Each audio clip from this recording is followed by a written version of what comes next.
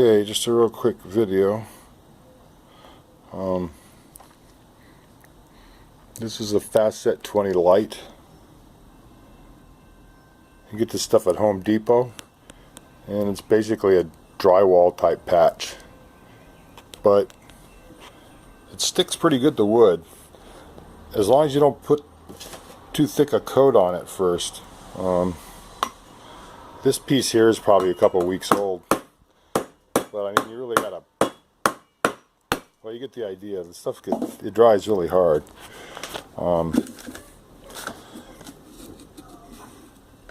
When you mix this stuff up, you want it to be pretty thick. You don't want it runny. Just follow the directions pretty much on it.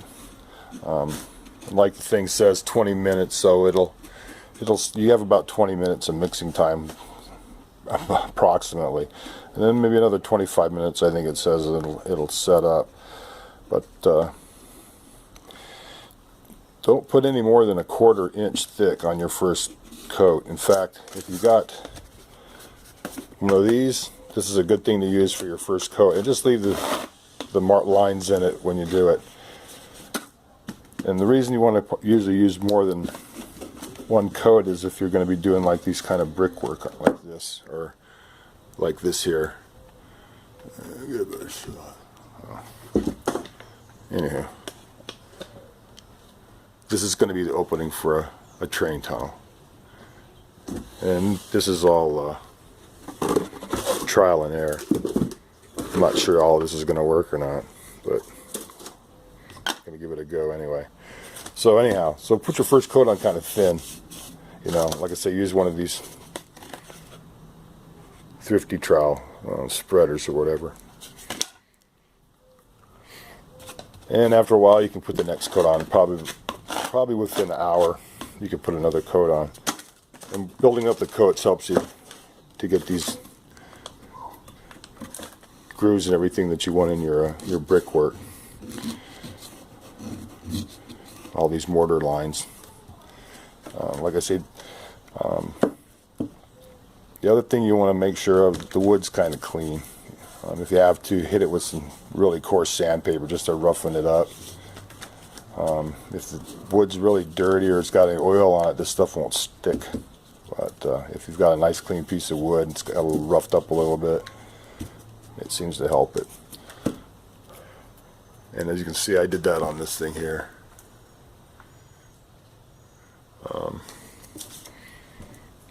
There's a couple different looks you can get on this stuff, depending on what you want to do. If you got like a paintbrush, all you got to do when you're putting this stuff on is just kind of brush your work like that, and it'll smooth all this stuff out. And you can bring the brush strokes down and make it look like the water or whatever was draining down that way. Anyhow, just a thought. Let's see. This stuff works on foam. Again, you don't want to put those first coats on too thick. In fact, even less than a 1/4 inch probably for the first coat. I was just using furniture foam like this stuff here, and you take a glue gun, you know, glue the pieces together, stack them as high as you want, and take your fingers and start plucking them off, or take scissors and trim them off until you get some kind of a shape that you're looking for.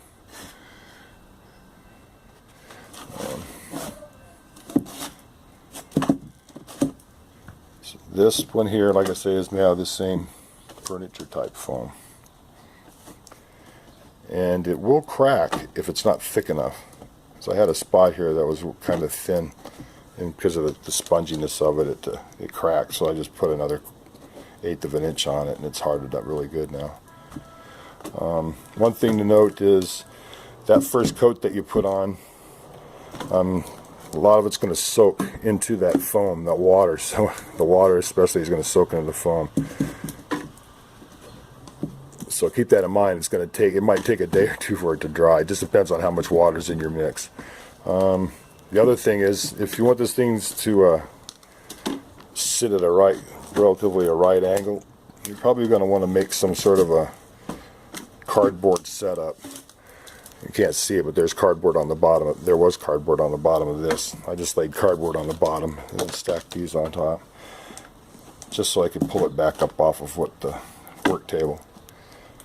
So You want to make sure, like I say, that all these parts are square, because the foam can start to want to deform.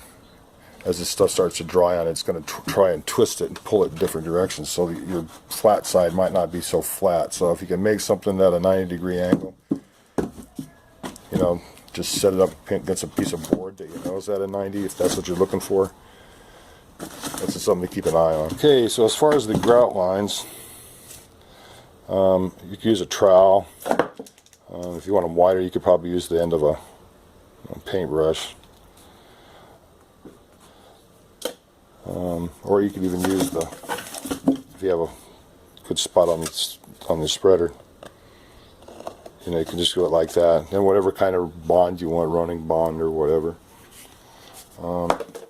If you're looking to get a rougher feel, okay, it's a quick idea of what this stuff looks like after it's been installed. And this is a work in progress, as you can see. So, anywho, so there's like a foam rock and another one over here. That one there. And there's the patch compound that we use. They look like some bricks. And some more. And here's some more brickwork.